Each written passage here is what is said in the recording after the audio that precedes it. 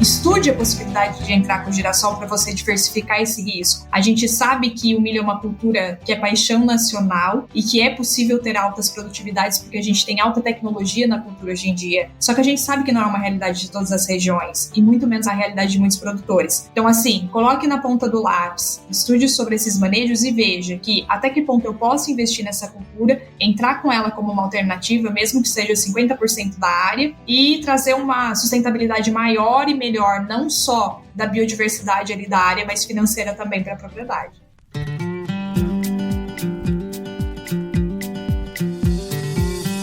Hello, meu povo, tudo bem com vocês? Aqui é a Lígia Pedrini, estamos começando o primeiríssimo episódio do Agro em Pauta, agora fazendo parte da família Agro Resenha. E nessa semana eu tô aqui com a Simone D'Ameto, que é engenheira agrônoma, produtora rural, influenciadora e ainda sócia da agência do Campus Cidade. E hoje a gente vai falar um pouquinho sobre a cultura mais linda de todos, os campos mais lindos do Goiás, que é o girassol. Então seja bem-vinda, Simone. Obrigada, Lígia, tô muito feliz de estar participando aqui do programa hoje para falar um pouquinho, né, da minha trajetória aí dentro do agronegócio, falar um pouquinho desse setor que a gente ama tanto e principalmente dessa cultura que eu sou completamente apaixonada e suspeita para falar, que é o girassol, né? E você que tá aí do outro lado nos ouvindo, saiba que aqui no Agro em Pauta a prosa é livre e a pauta é definida sempre pensando nos assuntos importantes para o produtor rural e para a sociedade como um todo. Então, quer aprender algo novo hoje? Quer se informar mais sobre o agro? Então aguenta aí que já a gente tá de volta.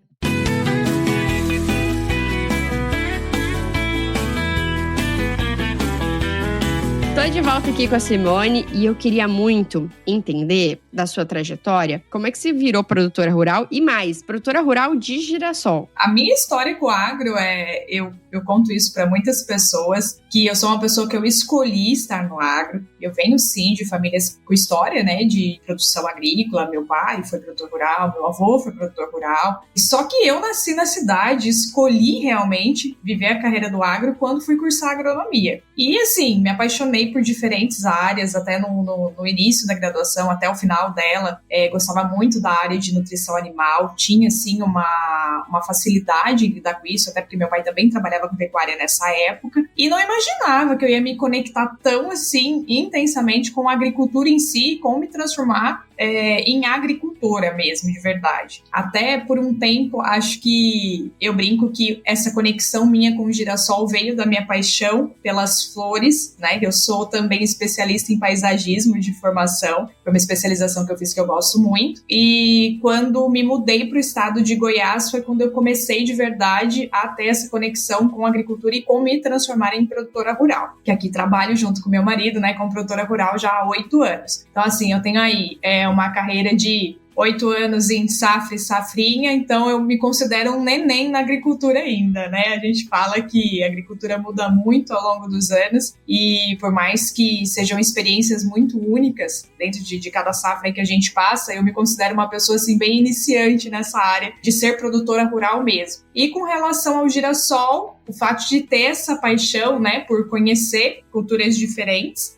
a gente já cultivava soja, tinha históricos de milho safrinha, mas a gente vem de uma região que tem um pouco mais de dificuldade de janela de plantio para milho, né? A gente sabe que para alguns lugares do estado é desafiador conseguir uma janela ideal para ter uma realmente safrinha rentável. Passamos por algumas safrinhas frustradas por causa disso e foi quando a gente começou a pesquisar, a buscar alternativas para que a gente pudesse de alguma forma não só ter uma cobertura do solo, mas uma rotação de cultura aqui na propriedade. E aí foi quando em um dia de campo, em outro município aqui, que é perto, né, da onde a gente reside, eu moro em Bela Vista de Goiás, e a gente foi em um dia de campo em Caldas Novas, que é uma região que tem bastante produtores também de girassol, e eu conheci a cultura do girassol, e assim, já gostava das flores, achava assim maravilhoso, e falei, gente, essa cultura aqui é diferente, quero entender melhor sobre ela. E nesse dia de campo a gente viu um pouco dos resultados que os produtores tinham na região com relação à produção de girassol, e eu falei, eu acredito acredito que essa talvez seja uma oportunidade para a gente diversificar, né, a nossa produção de safrinha e principalmente conseguir ter um pouco mais de rentabilidade, né, e outros benefícios que o girassol traz. Então, assim, esse foi o pé direito do início da cultura do girassol na minha vida. Veio de uma paixão, chamou atenção e acabou virando uma paixão agrícola também. A gente, principalmente na região centro-oeste, a gente fica muito focado em soja e milho, soja e milho. Aí quando dá alguma coisa, tipo um ano que tá todo mundo falando que vai cortar a chuva cedo, a gente corre atrás de o que eu posso plantar no lugar do milho, já que não vai dar janela. Só que em cima do laço. E às vezes você fica olhando para várias culturas e você não consegue enxergar qual delas você vai escolher. Então, assim, pra pessoa que tá, por exemplo, pensando numa oportunidade aí de colocar o girassol dentro da fazenda, de diversificar, como você teve essa visão, quais são os passos? Primeira coisa que a gente tem que pensar. Por exemplo, a gente já plantou girassol na fazenda, mas eu não estava à frente do negócio. Quem plantou na época ainda era meu pai. Então, assim, pra mim é tudo meio...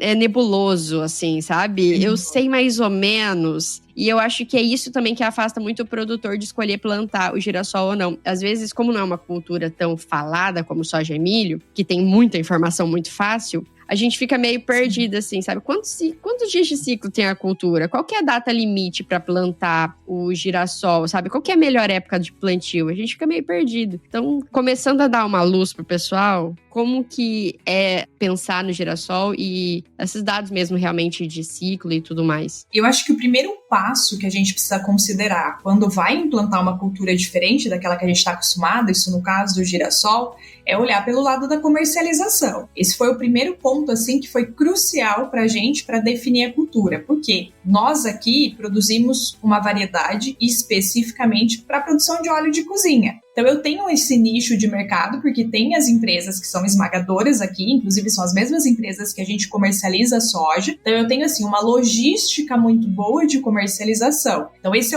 na minha opinião, é o ponto principal quando a gente vai avaliar a produção de girassol numa região. Eu tenho que entender que como é que eu vou ter a rentabilidade na hora da comercialização desse produto, porque senão eu fico ali com um produto obsoleto que eu não consigo entender como é que eu entrego, como é que eu vou agregar valor nesse produto. Existem sim outras variedades, né, para ração, para nutrição animal, para até consumo humano, que existem nichos específicos de compradores que até buscam até a propriedade, mas aí é que nem eu falo, que a gente está falando a nível Brasil, né, eu produzo aqui especificamente no estado de Goiás, mas quando a gente fala em produção de girassol, a gente consegue encaixar ele em diferentes regiões do país. Então, acredito assim, que enxergar primeiro qual que é o ponto, onde é que eu vou entregar esse produto, quem é que vai comprar esse produto de mim. Esse é o primeiro ponto para definir. Vale a pena realmente cultivar a cultura do girassol? Segundo ponto, com relação a ciclo de cultura. O girassol ele tem hoje algumas variedades diferentes, mas normalmente são ciclos muito parecidos com o ciclo de soja, ciclo de milho, enfim, de 100 a 120 dias. Eu tenho as variedades que eu cultivo, que são essas específicas para a produção de óleo, são variedades que vão aí até 120, 125 dias, dependendo da chuva, dependendo do clima. A gente sabe que tem essas variações com relação à altitude. Então, é uma variedade específica para isso, para a produção de óleo, que não passa muito desse ciclo. Então, quando a gente fala em ciclo, é isso. Com relação à janela de plantio, aqui a gente costuma seguir uma janela de plantio que vai até dia 15 de março. Então, assim, quando a gente fala em diferencial de cultura, a gente sabe que já é uma janela bem mais extensa do que a da cultura do milho. Então, justamente esse foi um dos motivos para a gente ter escolhido cultivar girassol, por pensar que a gente ia ter um prazo muito maior que a gente não tinha antes, com relação a demorei para colher soja, plantei uma soja um ciclo um pouco mais médio, que é o meu caso aqui, que eu planto algumas variedades de ciclo médio, consigo tirar tranquilamente essa soja do campo e entrar com o girassol e ainda assim pegar esse final das chuvas aí que a gente pega nessa época de março. Esse ano é um ano muito atípico, né? A gente está num ano de laninha, que temos aí até previsão de chuva maio para algumas regiões aqui, né, do centro-oeste. Então, assim, eu não tenho como mensurar isso em todas as safras. Já aconteceu da gente plantar girassol até dia 20 de março. Esse ano, a gente está acompanhando notícias até recentes que a janela se estendeu até dia 30, justamente por conta das chuvas. Não acho completamente seguro, não acho, né? Isso aí com a minha experiência dos últimos, 7 anos cultivando girassol. mas já aconteceu de a gente retirar a soja um pouco mais tardia de campo, estender o plantio e ainda assim conseguir uma boa produtividade. Então, assim, com relação a ciclo, 120 dias é a base que eu tenho, assim, para falar de ciclo de cultura de girassol comercial, nesse sentido de entrega dessas variedades que eu mencionei.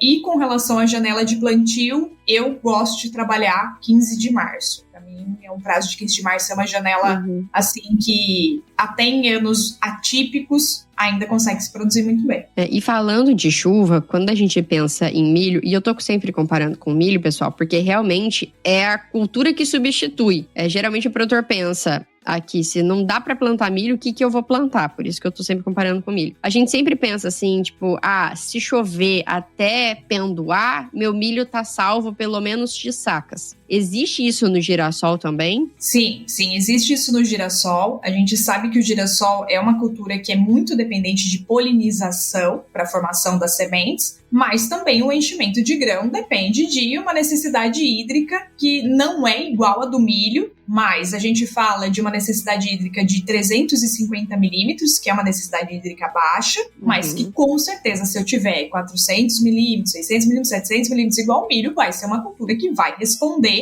com mais produtividade. Isso é para qualquer outra cultura que a gente falar, não só especificamente do girassol. Mas eu já tive safrinhas, um exemplo, com 150 milímetros de chuva e que o girassol respondeu muito bem e ainda trouxe produção e lucro para a gente. Então, o que acontece? Para o ciclo do girassol, ele é uma planta que se desenvolve muito rápido, é uma planta aí que inicia o processo de florescimento com 60, 70 dias. Então, assim, ele já está bem grande, já está naquela fase, né, de começar a polinização, florescimento e produção de sementes. Então, assim, o ideal é que nesses primeiros 30 dias eu tenha essa uniformidade de chuvas, que é o desenvolvimento das primeiras folhas, né? Todo aquele estágio vegetativo que a gente tem. Por quê? O girassol tem folhas muito grandes, robustas, é uma cultura muito rústica. Então ele é uma cultura também que consegue ir se alimentando ali daquela água que ficou no solo, né? Todo aquele solo que está úmido ali do resguardo das chuvas que vieram. E também porque o girassol tem uma raiz muito agressiva. Ele tem um desenvolvimento de raiz muito rápido, muito agressivo, muito profundo, que é uma das qualidades também da cultura, principalmente com relação à reciclagem de nutrientes. Então eu acredito que nesse prazo, assim, desses primeiros dias, assim como o milho até o pendoamento, é essencial ter essas chuvas para um bom desenvolvimento depois na época da florada. E nessa questão de raiz profunda e agressiva, isso é um ponto legal, até mesmo para quando a gente pensa em solos arenosos, solos de textura mais mista, que realmente, às vezes, em um solo argiloso, se fica 5 dias sem chover, não é tanto problema, mas um solo arenoso, quando a gente tá falando de 10, 15% de argila, já no nosso calorzão de Brasil, já é mais complicado, né? Exatamente.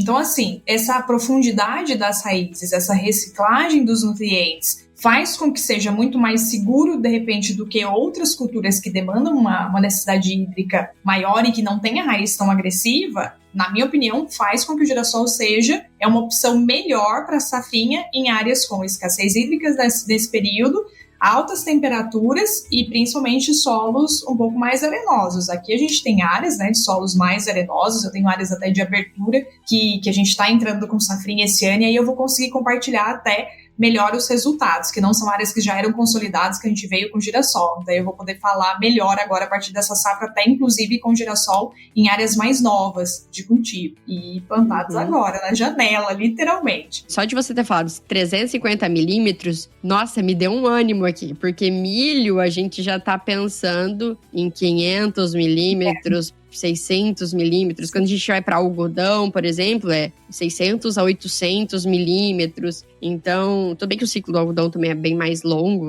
mas, assim, você já fala, opa, tem uma opção boa aqui na mesa. Exatamente. E outro ponto importante é que, assim, é justamente aquilo que a gente está conversando desde o começo. Existem poucas informações ainda sobre a cultura do girassol. E quando a gente fala em pesquisa em girassol, a gente vê dados muito antigos, né? Então a gente vê resultados que falam que no mínimo 400 milímetros, mais de 400 a 700 milímetros é o ideal. Mas isso é realmente o ideal para uma cultura ser super produtiva. Mas falando em realidade de campo, em regiões que são produtoras de girassol, que nem a gente vê aqui, 350 milímetros já é o suficiente. A partir disso, excelente, mas a gente já consegue trabalhar com bem menos água, bem menos chuva e conseguir ainda assim o desenvolvimento da cultura. E falando assim, a gente falou bastante de chuva e tudo mais, e a gente sabe que isso impacta diretamente em outras coisas, que é o manejo. Sim. E falando de manejo, assim, como que é a adubação do girassol? Tipo, o que ela extrai? Porque ela não é uma C4 como o milho, né? Então,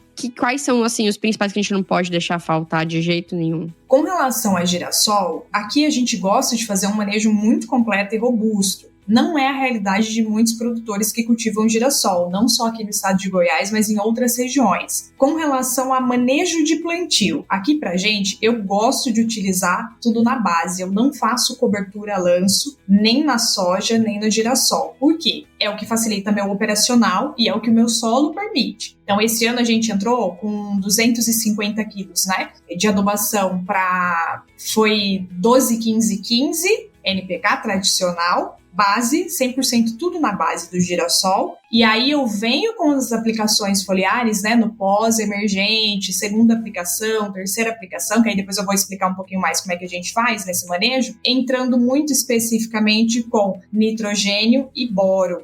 É uma cultura que tem essa necessidade. Existem sim pesquisas e existem produtores que investem na aplicação de boro no plantio. Não é a minha realidade, eu não faço. Eu entro sim distribuído durante o ciclo inteiro via foliar. Para mim, traz resultados tão bons quanto e me facilita no operacional, tá? Porque aí eu reduzo a operação de aplicação a lanço nesse girassol. Mas é tudo muito personalizado. O girassol é uma cultura que tem produtores que não querem fazer um investimento tão alto ali no manejo, porque de repente pensa, não, eu vou ter um investimento mais baixo, tenho um retorno ali que é o suficiente na produção, e isso para mim tá ok. Eu tenho colegas que produzem girassol até no interior do estado de São Paulo, que fazem só a adubação de plantio e não entram com nenhuma outra aplicação de foliar depois para complementar, e para eles essa é a realidade, aquele retorno é o suficiente e tudo bem. Então eu falo assim, que vai depender muito a adubação essencial que a gente faz, pensando em base NPK tradicional, boro, nitrogênio, dependendo do ano, dependendo da análise que eu faço até do solo naquele ano, entrar com um pouquinho de manganês, para mim faz sentido, mas sempre estudando dentro da particularidade do que faz sentido pra gente aquele manejo naquele custo daquele ano, né? A gente fala muito de manejo relacionado a custo, né? Então, assim, para adubação, esse é o nosso foco do início ao fim da cultura. Continuando na linha do manejo, que assim, a gente realmente, nas outras culturas de segunda safra também, geralmente a adubação ela é muito personalizável, como você falou, essa palavra foi cirúrgica, porque realmente vai de acordo com o que a pessoa quer investir, vai do grau de investimento, até mesmo a gente fala, você quer um material para baixo, médio ou alto investimento, né? Então, exato. A gente pensa assim, no ideal, como você faz aí na sua lavoura, quantas aplicações assim a gente espera fazer de fungicida? Porque fungicida geralmente a gente já sabe de antemão quantas a gente vai entrar. Sim. A inseticida que fica meio, me preparo com tantas e vou ver como vai decorrer, né? Exatamente, Lídia. Aqui, eu costumo dizer que é tudo muito similar às outras lavouras, né? Lavoura de soja, lavoura de ciclo de milho. Um pouquinho diferente de milho, justamente por conta da pressão de pragas, né? Que é um pouquinho diferente justamente pelo girassol ser uma cultura muito rústica. Então, aqui, preparação de aplicações. Primeira aplicação que a gente faz, que é assim, é uma coisa que muitos produtores têm curiosidade e têm dúvida. A gente faz plante-aplique. Por quê? Girassol é uma cultura que não é resistente a diferentes tipos de produtos, né? Então a gente precisa tomar muito cuidado com o controle de plantas daninhas nessa fase de plantio. Então é como se a gente fizesse essa dessecação durante o plantio, né? Existem produtos que são permitidos, que a gente vai poder utilizar para fazer essa aplicação zero, que é ali, plantou, aplicou antes da germinação. Então eu tenho 2 tipos de herbicida específicos que a gente utiliza ali nessa fase do plante-aplique. Eu gosto de fazer com 20, 25 dias. a nossa primeira aplicação de pós-emergente. Nessa aplicação de pós-emergente, a gente tem sim inseticida sistêmico ali, que a gente faz essa aplicação, e a gente também faz as aplicações dos foliares de boro, nitrogênio e regulador de crescimento, né, que a gente tem que utilizar ali, que é muito importante para o desenvolvimento da cultura. Então, assim, para essa primeira aplicação com 25 dias, eu gostaria de conseguir te mostrar aqui ao vivo as imagens da proporção do tamanho já que já está o girassol nessa fase, porque ele se desenvolve muito rápido, ele tem folhas muito grandes. Então, a partir dessa primeira aplicação, a gente já tem que entrar com uma próxima aplicação de fungicida também, inseticida se houver necessidade. Isso porque a gente precisa controlar diabrótica, assim como na soja, Spodoptera, assim como na soja, que também tem no girassol.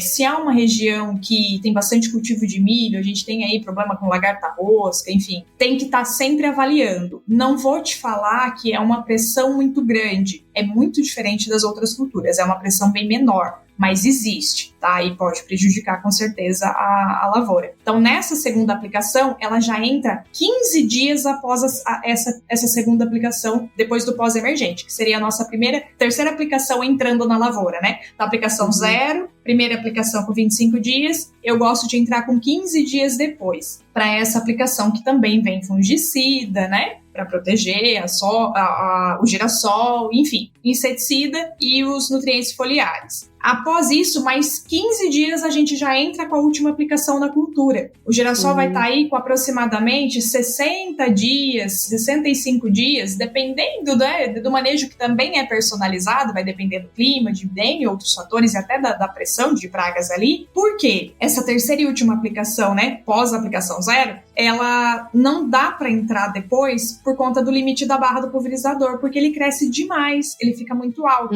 Então, é ali que a gente encerra todas as aplicações do ciclo da cultura. Normalmente, nesses últimos anos, a gente nunca entra com inseticida nessa última aplicação. Não só por causa da polinização. É muito importante a gente prestar atenção, primeiro porque não há necessidade mais, porque a gente já conseguiu controlar tudo que havia necessidade até esse prazo, mas principalmente por conta da polinização, né? Para não correr o risco de afastar os enxames, afastar as abelhas. Por quê? A partir desses 60 dias é quando o girassol já começa a entrar no período de fase reprodutiva, né? Que aí ele já começa a emitir a fase que a gente fala que é a fase estrela do girassol, que é quando são os botões fechados ainda, que fica parecendo uma estrela fechada, que é a fase que ele vai começar a se desenvolver para abrir as flores e iniciar a fase reprodutiva. Não há nenhum outro tipo de aplicação após essa fase. A última aplicação é antes da florada. Então, com relação a manejo, dificilmente existe safra que a gente vai fugir disso. Eu nunca fiz nenhuma aplicação durante florada, nem de suplementação de foliares, nem de nada disso. A partir daí, aí a cultura já se desenvolveu sozinha, já vai andar sozinha. Então, com relação a manejo de fungicidas, inseticidas, enfim, esse é o manejo. E outro ponto que eu gosto sempre de alertar é que quando o produtor decide cultivar girassol, ele precisa entender muito o manejo dele de soja também. Então, por isso que eu falo, gente, consultei sempre engenheiro agrônomo.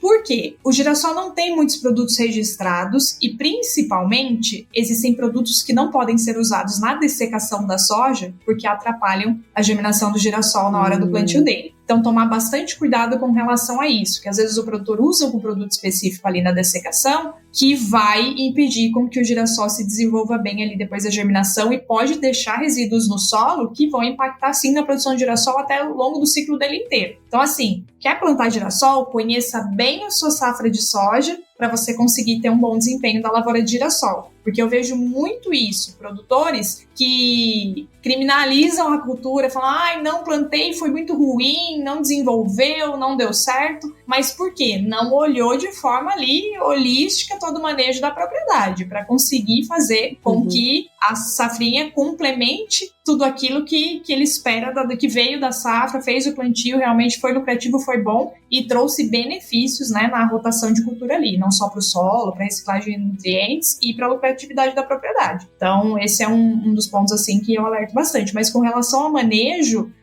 não foge disso. Esse é o tipo de manejo que nós fazemos aqui aqui, especificamente, tá? Conheço pessoas que fazem uma aplicação de fungicida, conheço pessoas que fazem, de repente, ali apenas uma ou duas aplicações com fungicida e inseticida, e é isso, conheço. Então, assim, isso vai depender do investimento que a pessoa está disposta a fazer, e com relação ao o investimento que eu estou fazendo realmente vai trazer retorno com esse manejo. Então, com relação ao manejo, é isso. A gente ficou muito acostumado com glifosato, glufosinato, essas moléculas muito antigas de amplo espectro, porque a gente tem as transgenias no soja e milho. E no girassol, não tem. E eu fiquei pensando, como que a Simone faz, tipo, pra controlar o soja no pós-emergente, já que ela faz girassol depois de soja, sem matar o girassol? Porque, assim, existe molécula específica pra isso? Não existe molécula específica, são as mesmas moléculas usadas, né, pra controle de plantas, tanto na soja quanto nas outras culturas, e é justamente esse o motivo, por isso que a gente faz o plant aplique, antes da cultura começar a ser desenvolvida.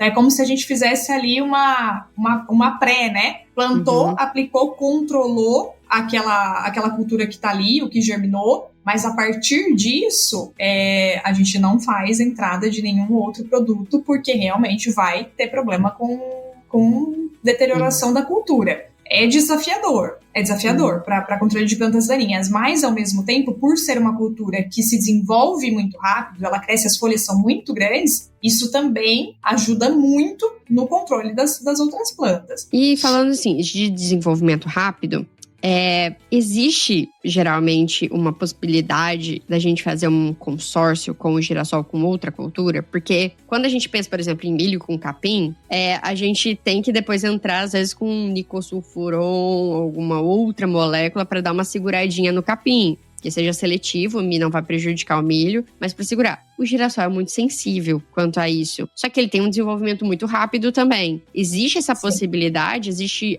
de fazer alguma consórcio para realmente a pessoa que quer ter uma palhada melhor ou quer tirar o girassol e colocar um componente animal, alguma coisa do tipo? Sim. Muitas pessoas, inclusive, fazem com braquiária. Existem várias realidades, vários estados, principalmente o estado do Mato Grosso, que as pessoas gostam de utilizar com braquiária. Eu nunca fiz consorciado com nenhuma cultura. Existem pessoas que utilizam até no mix de cobertura o girassol e depois faz só a colheita de girassol, justamente por conta do tamanho, né, dele, que ele cresce, né, exponencialmente muito mais do que as outras coberturas. As pesquisas e as pessoas que já fizeram notam sim que até tem uma incrementação de produtividade na própria cultura do girassol, mas eu não vou poder te falar assim como uma realidade e experiência própria, porque eu nunca fiz. Tá? Meu foco é produzir sempre só o girassol e realmente eu gosto, mesmo que seja um pouco mais escassa, da palhada que ele deixa no solo. Para mim, é óbvio que não é uma palhada como a do milho, né? Tão volumosa quanto a do milho, mas eu acredito, assim, que é uma cobertura que sempre me beneficia, principalmente com relação a controle de fungos no solo. Então, assim, é uma cultura que deixa uma palhada, mas que não é aquela palhada que vai ser um problema também depois na época do meu plantio de soja, sabe? Então, assim, eu sou bem satisfeita com relação à palhada só da cultura do girassol. É possível consorciar, existem muitas pessoas que fazem consórcio, mas aí eu acredito que precise de um manejo muito específico, muito diferente, que eu não vou ter experiência suficiente para poder te falar que, olha, funciona, realmente vale muito a pena, ou olha, não funciona, não acho que faça sentido. Eu acho que depende muito do propósito do produtor, depende da região, e inclusive tem produtores que trabalham com consórcio por causa da atividade pecuária, mas que aí não colhem, por exemplo, o girassol para comercialização de óleo ou de grãos, enfim, utiliza para silagem, pica ele para silagem e utiliza ele na nutrição animal. Existem vários produtores que fazem isso. Nossa, o extrato etéreo deve ser enorme dessa ração, né? Porque, quer dizer, eu sei que extrato etéreo da ração tem que ficar até 7%. Meu marido é zootecnista e eu lembro vagamente que ele me falou isso uma vez. Sim. É uma cultura que tem um alto teor de óleo, né? Enfim.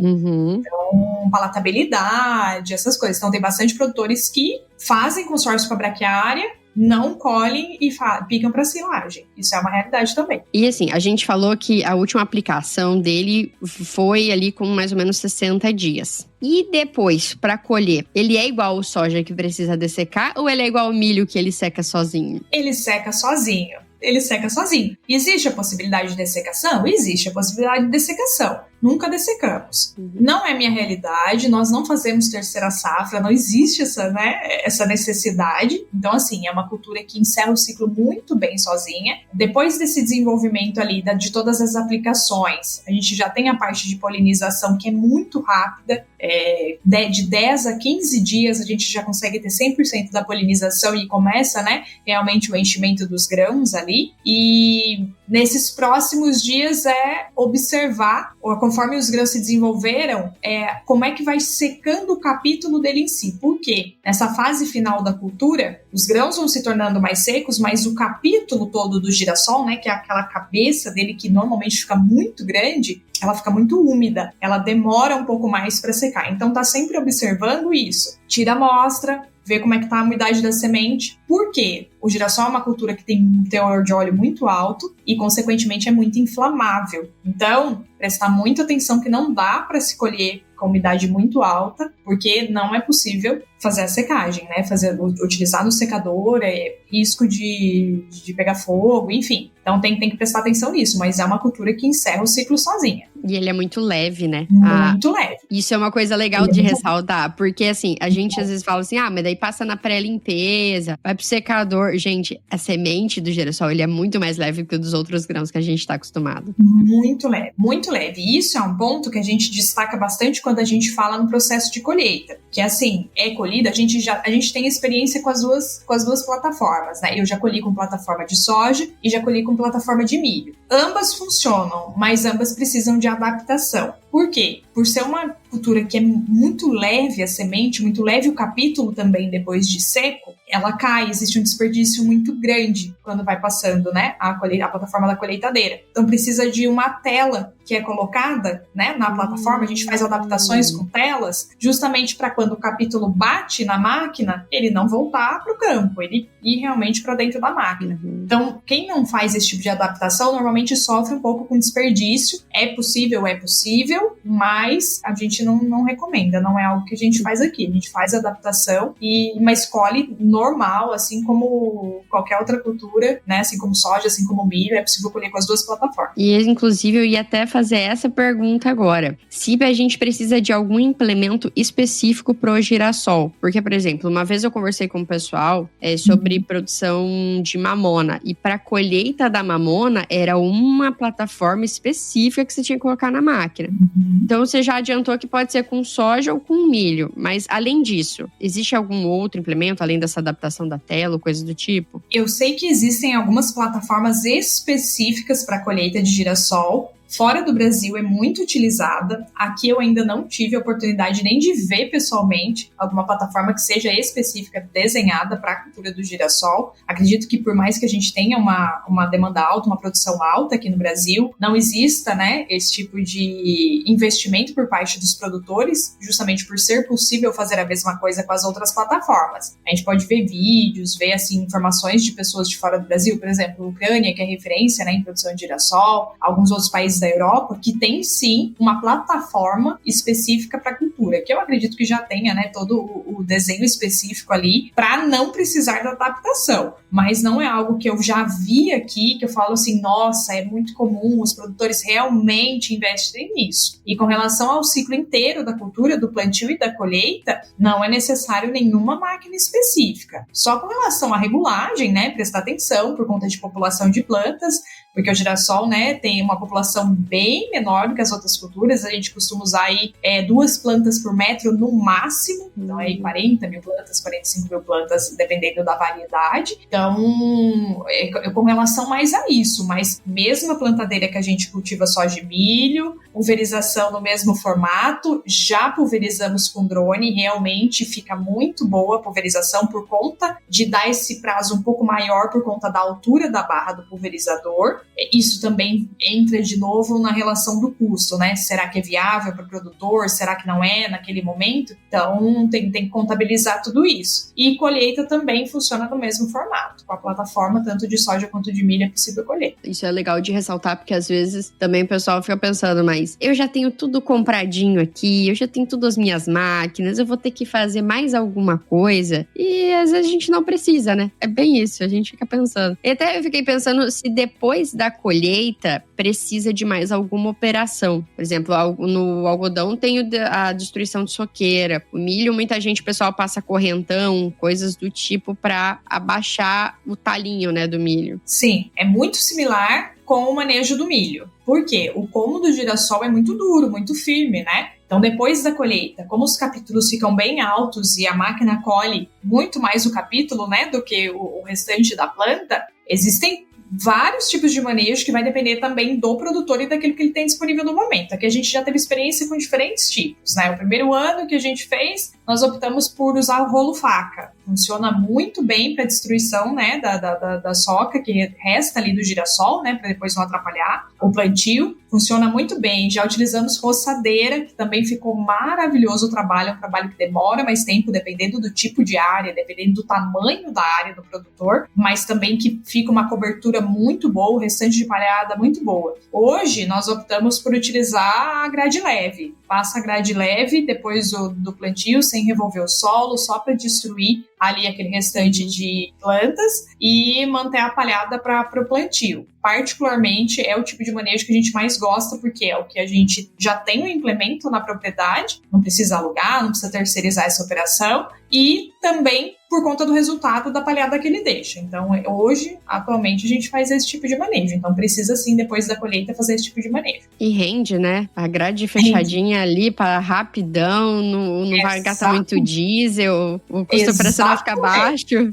Exatamente. Para a gente tem sido a melhor operação. Nessas últimas safrinhas mesmo, a gente tem utilizado essa operação e funciona muito bem. Então, tudo que a gente conversou, dá para entender que custo é um negócio muito variável, porque vai depender muito do quanto a pessoa vai querer investir. A única coisa que não muda é o preço da semente. E aí, assim, quando a gente fala de preço de semente, sabe, você já falou que mais ou menos a população é de 40, 45 mil plantas por hectare. Eu até esqueci de perguntar, o espaçamento ideal pode continuar nos 50, 40? 50. A gente mantém 50. Ah, tá. Porque isso aí depois eu fiquei pensando, gente, eu não perguntei isso daí, porque às vezes milho a gente fica pensando, né, na polinização, no vento e espaçamento e tudo mais. E então eu queria ver, custo de semente, ele varia mais ou menos em torno de quanto? E players de mercado que compram girassol. A gente tem, tipo, uma regulação de preço de girassol no mercado ou a gente tá na mão de 5, 6? Não,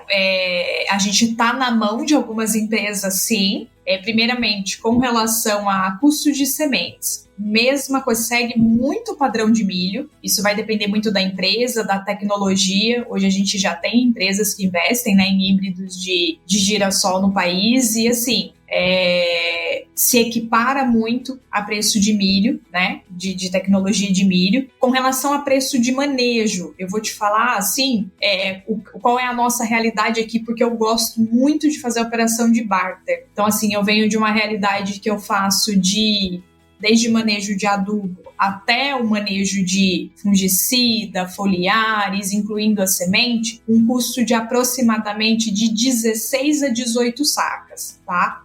Varia o preço do girassol no ano, né? A gente sabe disso, mas isso porque eu faço um manejo robusto, um manejo bem completo, com todas as aplicações. Então, entrando desde adubo até adubo, semente, foliar, fungicida, inseticida, esse é o meu manejo hoje. O custo do meu manejo por hectare gira em torno disso, de 16 a 18 sacos. Preço de comercialização de girassol, ele acompanha o preço da soja. Sempre acompanha o preço da soja, muito difícil, diferente. Quando acontece, né, a falta do produto, enfim, a gente sabe como é que funciona toda essa parte aí de regulamentação de commodity, apesar do girassol não ser uma commodity, ele acompanha muito o preço delas. A gente tem aí uma diferença, às vezes, de 5 a 10 reais por saco, tá? Então, assim, se minha soja tá 110, provavelmente o meu girassol não vai passar de 115, 120. É sempre regulando o preço da soja. Com relação a players, né, que estão aí no mercado de girassol. A gente tem diferentes empresas aqui, a gente fala, eu entrego particularmente para Caramuru Alimentos, que é a empresa que está também mais próxima da gente aqui, e principalmente porque eles fomentam muito a cultura no estado. Eles prestam muito suporte, muita assessoria, tecnologia, e eu acho isso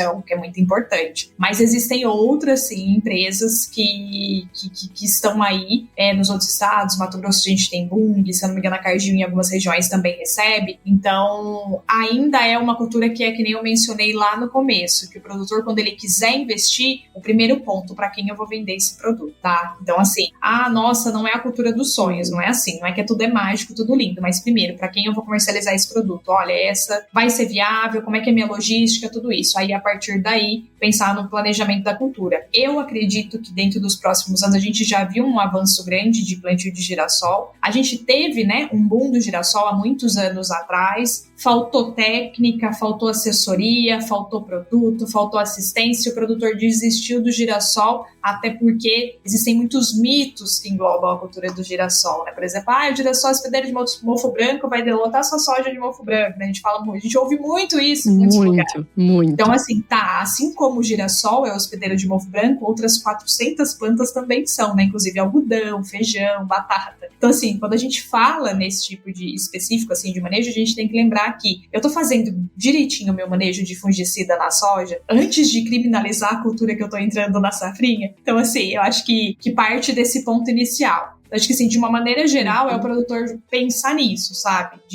Olha, primeiro, para quem eu vou comercializar? Qual vai ser a empresa que vai comprar? Maravilha, definido isso, aí vem o discorrer da safra. Nossa, eu achei legal que tem a possibilidade de fazer barter aí na sua região, porque isso daí é meio novidade, assim, eu nunca tinha ouvido falar de barter de girassol, isso é bem legal. E, assim, outra coisa, você falou assim, custo entre 16 e 18 sacos, mas quanto que é uma produtividade média, por exemplo, dos seus campos aí de girassol? Porque, às vezes, a pessoa fala assim, a soja a média tá de 60, 70, tem gente que tá colhendo 120, mas, né, tem isso daí. A produtividade média de girassol nacional gira em torno de 30 sacas. Aqui, a gente sempre produz de 35 a 40. É uma realidade da nossa região. Mas, que nem eu falei, precisa ter o investimento na cultura, precisa ter aquela resposta hídrica, respeitar a janela, respeitar a polinização, enfim. Mas eu sempre gosto de trabalhar com produtividade de 32 a 35 sacas, falando em média nacional aí de produção de girassol. 40 sacas, maravilha. Passou disso, então, é um sonho. Mas, falando em safrinha, pra gente, por conta desse manejo, por conta da robustez da cultura e por conta esse benefício que ele traz pro solo, que a gente notou, principalmente em melhorar o nosso desenvolvimento de safra de soja posteriormente, eu acredito ser uma rotação de cultura muito positiva. Não vou te falar que a pessoa precisa produzir para sempre safrinha de girassol, né? A gente aqui faz muita rotação, inclusive, né? Tem anos que a gente não faz em alguns talhões de girassol, faz mix de cobertura, faz milheto, faz outros tipos de cultura, para a gente também ter essa diversificação.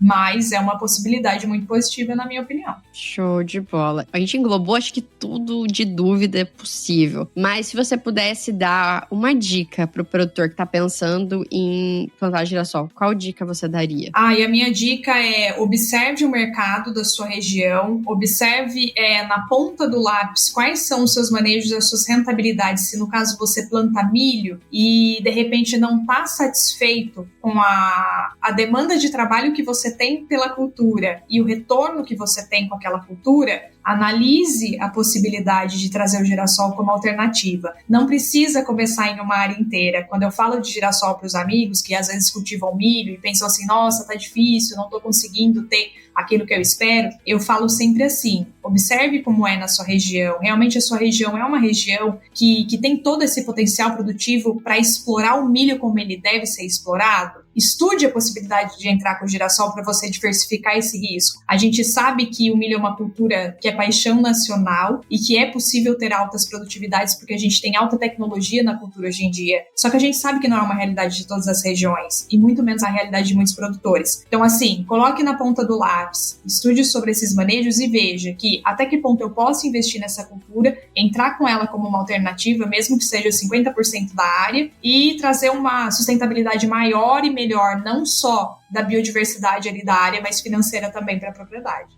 Sim, isso é muito, muito importante.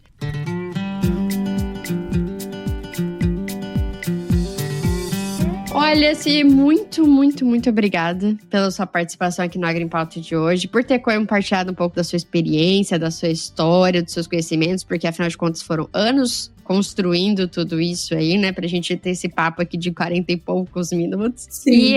E agora eu até queria deixar pro pessoal que gostou da nossa conversa e ficou curioso aí pra saber como vai ser os seus campos de girassol aí nas suas áreas de primeiro ano, de primeira safra, ou até nas áreas que já são consolidadas. Deixa suas redes aqui pro pessoal conseguir te acompanhar. Com certeza. Eu tô muito feliz de ter participado desse bate-papo. Sou realmente apaixonada pela cultura. Para quem quiser me acompanhar, meu Instagram é meu nome, Si D'Ameto. Todas as outras redes, Instagram, TikTok, que eu não uso com tanta frequência, mas eu tô começando a utilizar mais, Twitter, LinkedIn, estão sempre aí com esse mesmo nome. E lá eu compartilho desde a nossa realidade aqui do dia a dia, de dentro, fora da porteira, mas também em breve, muito campo amarelinho aí para vocês apreciarem os girassóis que, além de produtivos, são belíssimos. Mais uma vez, obrigada, Si, pela participação aqui. Então, pessoal, hoje é isso. Então, obrigada por ouvir até aqui. Não se esqueça que toda semana tem programa novinho aqui para vocês no Agro em Pauta. E para não perder, assine o podcast em qualquer agregador de podcast. A gente vai estar presente tanto na Apple Podcast, Spotify, Deezer, entre outros. E aproveitem para acompanhar os outros podcasts da casa, inclusive o Agro Resenha, que é o primeiro podcast do agronegócio brasileiro, o Baseado em Fatos Rurais, que é o primeiro podcast de storytelling do agronegócio brasileiro. Inclusive, tem umas histórias muito legais que você consegue acompanhar aí, fatos históricos com personagens fictícios contando realmente aquela história e você se sente dentro da história, é muito legal. E também tem o Brasil que Produz, que é uma série itinerante do Agro Resenha, que também está disponível no YouTube, entrevista produtores do Brasil inteiro. E por fim, o meu outro parceiro que entrou junto comigo, que é o Agritech, para ficar por dentro de tudo de tecnologia que é desenvolvido para o agronegócio, você pode acompanhar por lá também. Sigam as nossas redes sociais, se você tiver alguma sugestão de pauta, pode me mandar lá no meu Instagram, na minha DM, @LigiaPedrini, tô sempre lá, muito ativa lá. E só pra te lembrar, no fim das contas, nunca aposte contra o agro, não é assim? Exatamente, exatamente. Então é isso, pessoal. Tchau, tchau. Até mais. Tchau, tchau.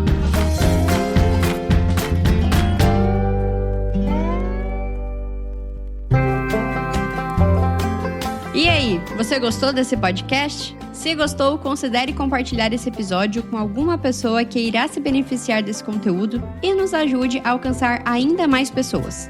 O roteiro e a apresentação desse episódio foi de Ligia Pedrini, a produção do Agro Resenha e a edição do Senhor A.